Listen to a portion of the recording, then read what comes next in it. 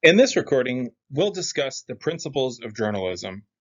In today's culture, it's really easy to forget that journalism has certain standards, certain processes that reporters need to go through before they can bring news to the table.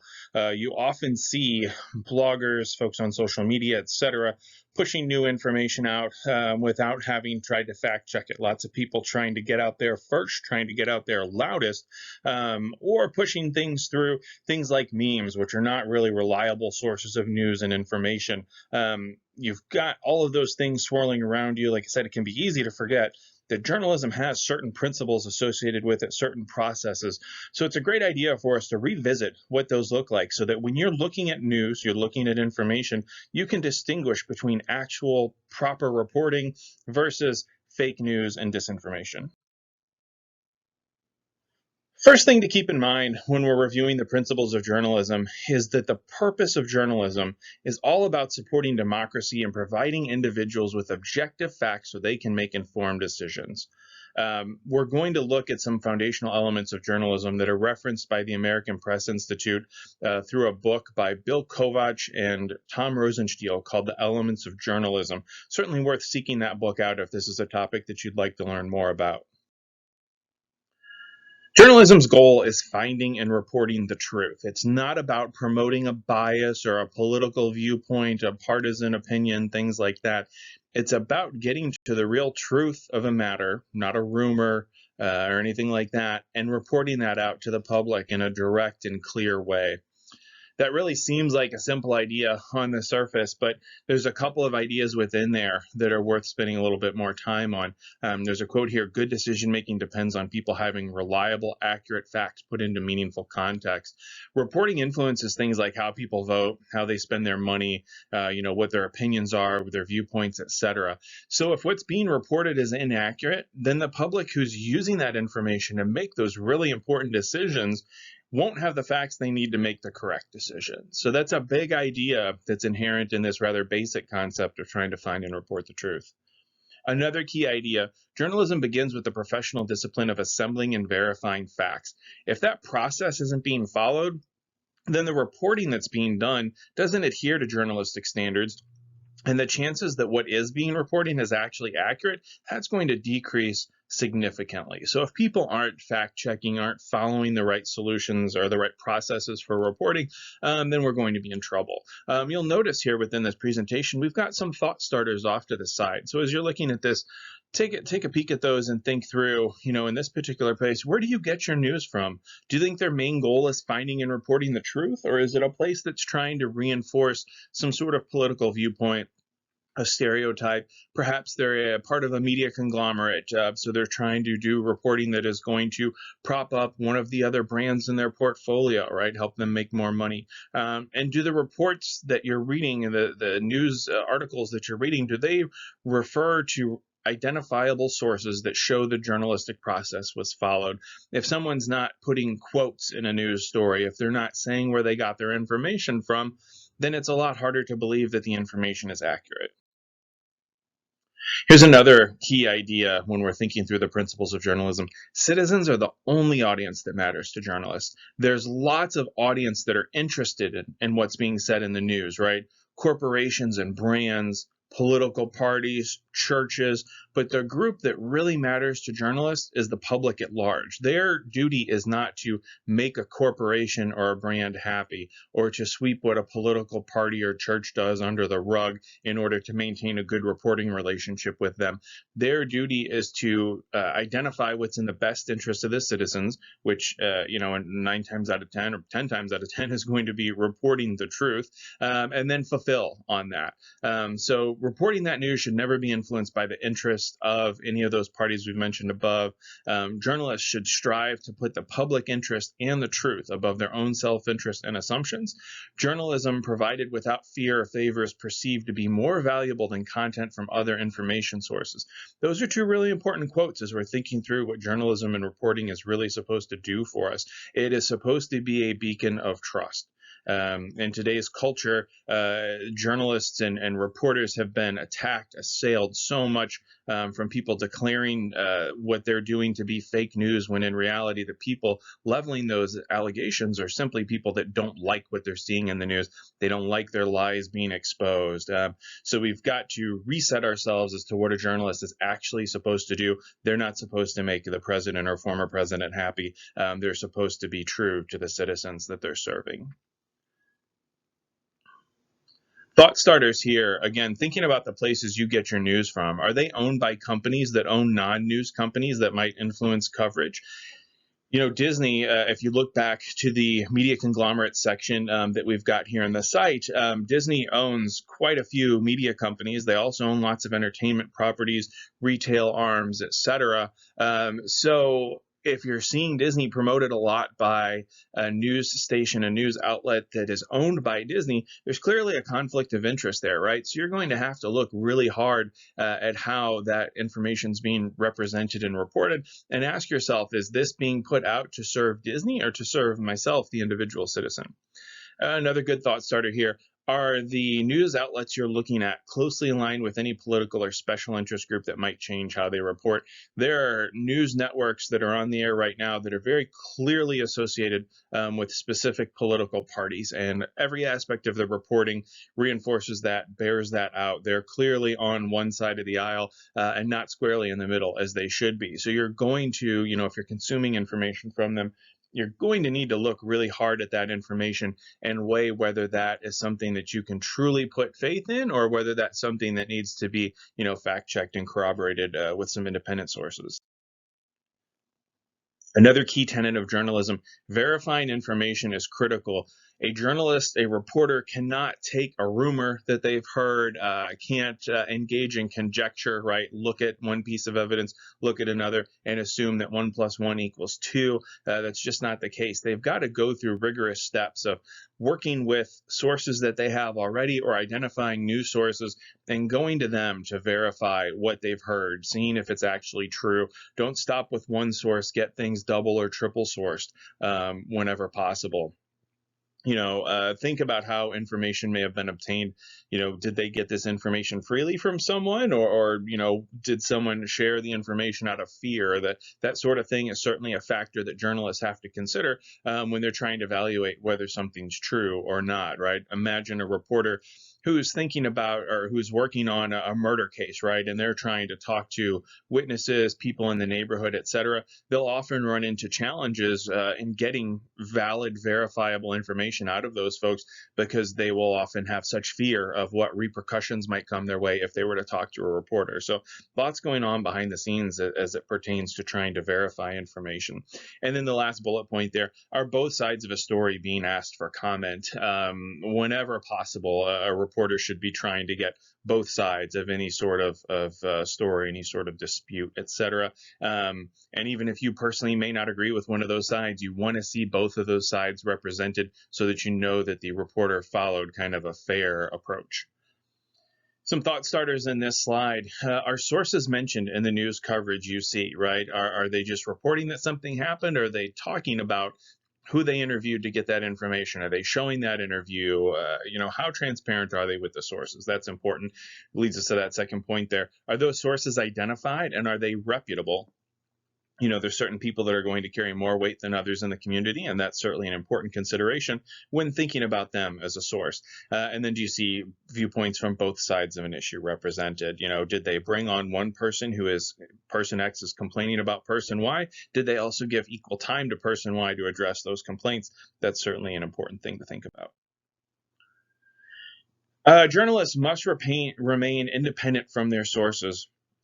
When a journalist is working on a story, especially a big story, something that they might be trailing for months or even a year, they will become closely embedded with their subjects, right? They're talking to them all the time. They are trying to get information out of them, trying to evolve that relationship over time. But when that occurs, they cannot become too close or influenced by those subjects. They can't start to feel sympathy for a subject and start reporting from a point of view where, they're looking at this as a friendship, or where they feel bad for somebody or anything like that. It's got to remain independent and impartial at all times. Can't be intimidated by power, seduced by sources, compromised by self-interest.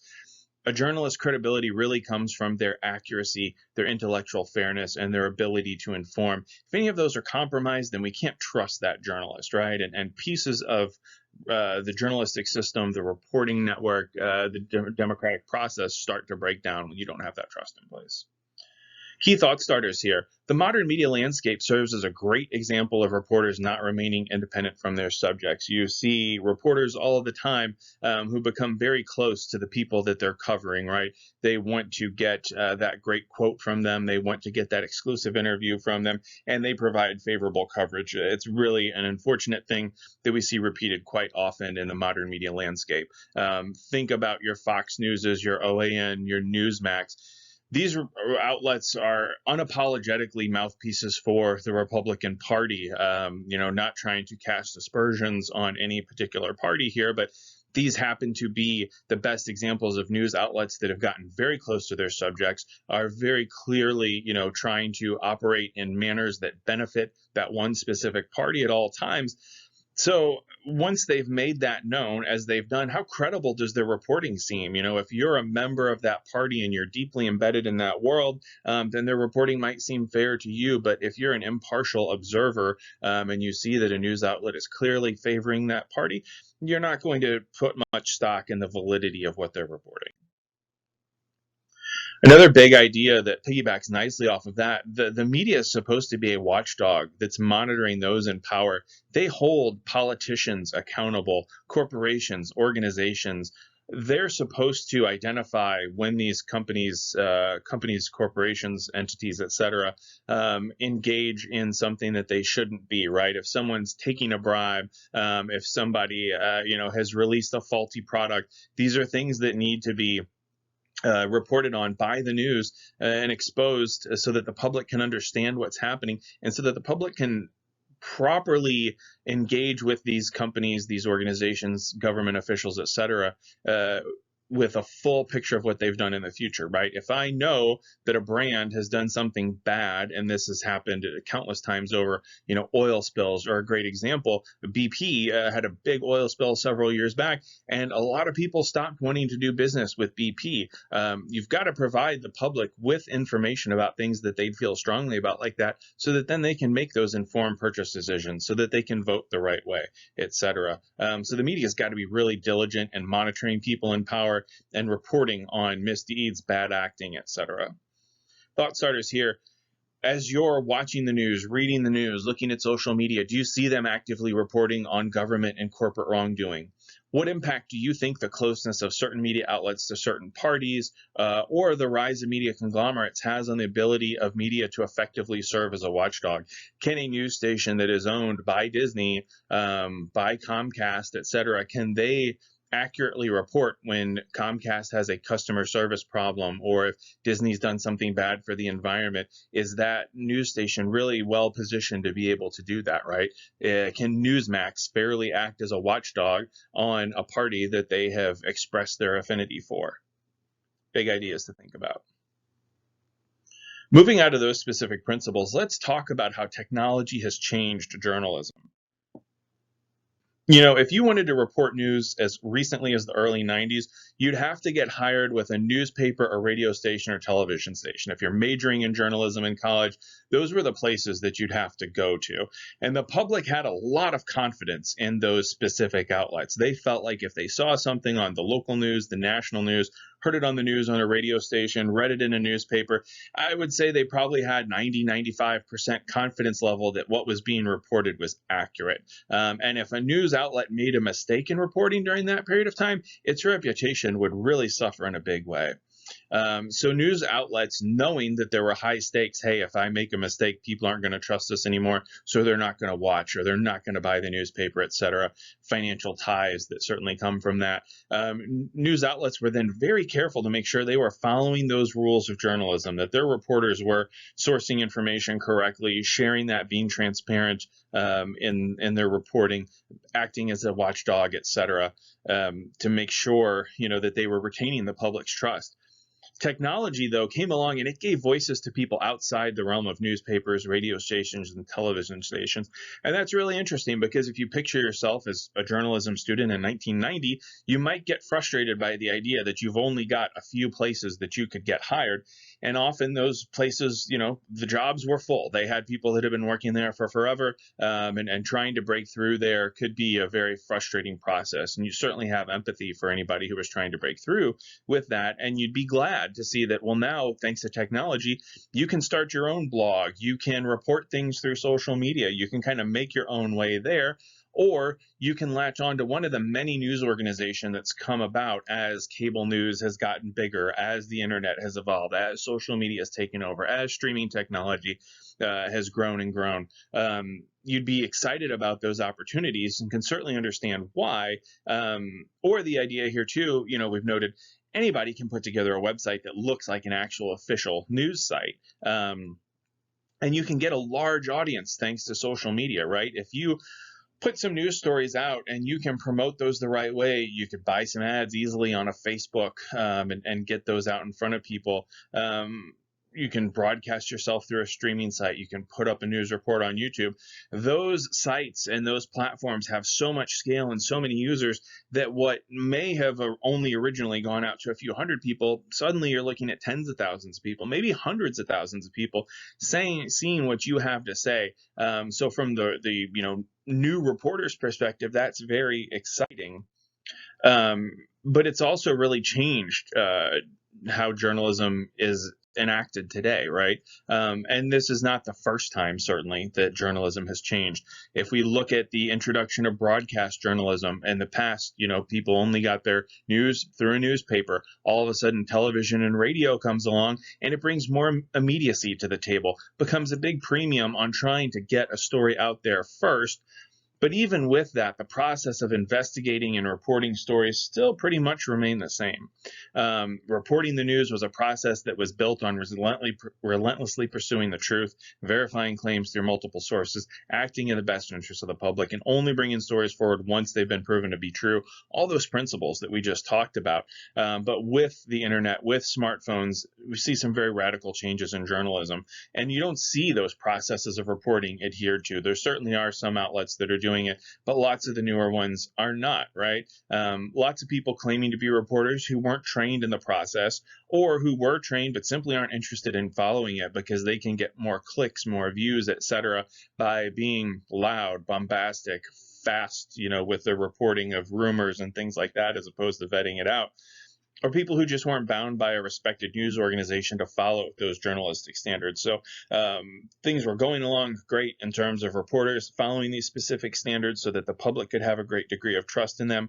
Technology really opens the door for anyone, regardless of whether they're trained or not in journalism, regardless of whether or not they're interested in upholding these proper standards, gives them all a voice. And that really changed the way that reporting is done now and makes journalism and reporting much harder for the average citizen to trust these days. So kind of covered some of this already, but there are definitely pros and cons. There's a lot of people that love the idea that anyone can report news, anyone can share an opinion, anyone can promote their interests and get that out in front of a lot of people, right? That definitely lines up with some of our core democratic ideals in our society, but it can also undermine them. These new content creators are positioning themselves as reporters or news commentators, but as I've mentioned, they often don't have formal journalism training, so they don't understand those proper processes of reporting a story, nor do they understand why that's so important. They haven't had that ingrained in them. They're a lot of times more focused on supporting political agendas, a company's interests, that they've gotten close to, as opposed to the interest of the public at large, right? You can see where this is in direct opposition to those principles that we spent time talking about earlier. As messages that focus on the interest of political groups and companies are pushed into the public, often at the expense or in contrast with the objective truth, we're actually straying away from the core principles of democracy, because people are being manipulated by a larger interest rather than making free and independent decisions for themselves.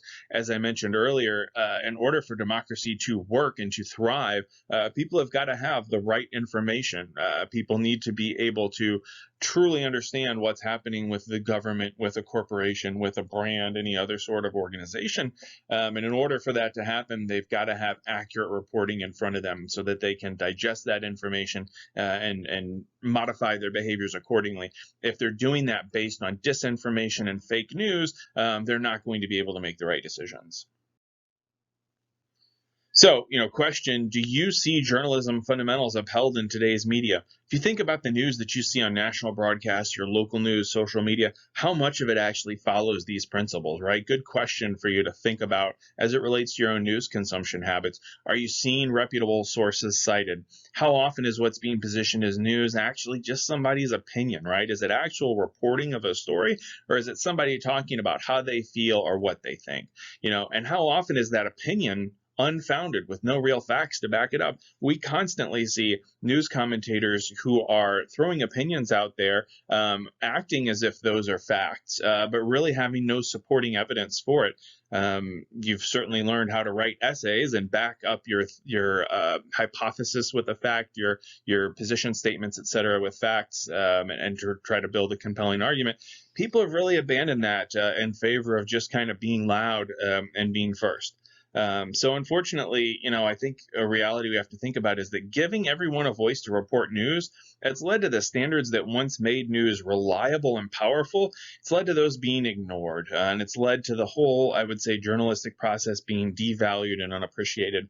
There's such a huge volume of content that's called news. There's such a huge volume of places you can get news, and there's such a rapid pace at which new news comes into the cycle to replace old news, that it's made it really easy to push lies, disinformation, half-truths, and just poor reporting out as fact. If you think about, what was the top 5 stories that you saw 3 days ago, you probably can't say, because those have all been replaced with 5 new hot stories yesterday and 5 new hot stories today, right? Maybe something stayed in the cycle the rest of the way, but everything's getting churned out so fast that, if I were to go on TV, on the news, and tell a lie that had no basis in fact, there's a good chance I wouldn't be called out on that, because everyone would have heard it, accepted it as the truth, and then moved along to the next big story that came along later that day, the next morning, etc. That really makes it challenging for us to maintain our goal of being literate, right? The concept of truth has been so subverted and so devalued in our society in this current climate, that it can be very challenging to have the foundation to build media literacy education from. Something else to think about as we're looking at all this: traditional news organizations are shrinking rapidly. Newspapers, I certainly haven't picked up a newspaper in many years, but because of that, because people aren't buying newspapers anymore, they're rapidly reducing staff in order to stay profitable. The Pew Research Center reported that between 2008 and 2019, the number of newsroom employees in the U.S. declined by 23%. If there's less employees on staff, do you think that newspapers can fact check the same way that they used to? Do you think that they can cover stories in the same deep and detailed manner that readers have come to expect? Of course not. Less manpower means not being able to do that job the same way. And that, again, compromises the idea of the truth. When we compromise the journalistic process, when we don't follow it, we lose the notion of an objective truth that we can all grab onto and kind of set our course from. So keep in mind here that journalism is not just being threatened by technology's impact, giving voice to those who don't adhere to journalistic principles, but also by the weakening of journalistic institutions. Newspapers are the example I'm citing here, but I also know that you could look at your local news stations. Many of them have cut their staff pretty drastically. They used to have people who were in charge of reporting the news and editing the news, filming the news, etc. Many have made moves to, put one person in all 3 of those roles, right? So someone will go out, shoot their own news story, edit it themselves, and report it. And that's really cool for them to be able to handle all 3 of those tasks. But if one person is tasked with doing all of those very big jobs, then they're going to lose some of the ability to, again, report in the depth, factual accuracy, clarity, et cetera, that we would come to expect from the news. Concluding thoughts on this, what can I do? What can the average person do? We've shared a lot of key foundational elements of journalism here. Hopefully you're understanding that it's important to remain independent, to source material thoroughly and accurately if you're a reporter, and to really keep a laser focus on the importance of truth to the general public. We cannot stop this flow of disinformation. I would say thanks to technology, we can't even slow it down. There's just too much media and technological infrastructure for any one person or even a large group to fix the problem. So what you should do instead is use the information learned in this lesson and really throughout this site to try to be vigilant and watch out for disinformation that's masquerading as reporting. There's a checklist that we hope is helpful for you as well here too. Some quick things you can run through. Is the outlet you're getting news from independent, or is it being influenced by its owners, the business associates of those owners, or the people and organizations that it's covering? Does the coverage seem aimed at delivering the truth, or is it aimed at furthering an agenda? Are multiple reliable sources referenced in the reporting? Does reporting feature both sides of the story? And does the news outlet cover those in power, or does it seem to protect them? These are all great questions to ask yourself as you are consuming the news, as you're reading articles, watching reports on TV, scrolling through things on social media. Hopefully this has been a helpful lesson for you. As noted at the beginning, I think people tend to forget a lot of those good journalistic principles that made news in the past such a reliable, trustworthy element. Would love to see some of those things restored. And it all starts with each one of us kind of incrementally learning more about this, sharing these lessons, and kind of helping everybody get smarter on this.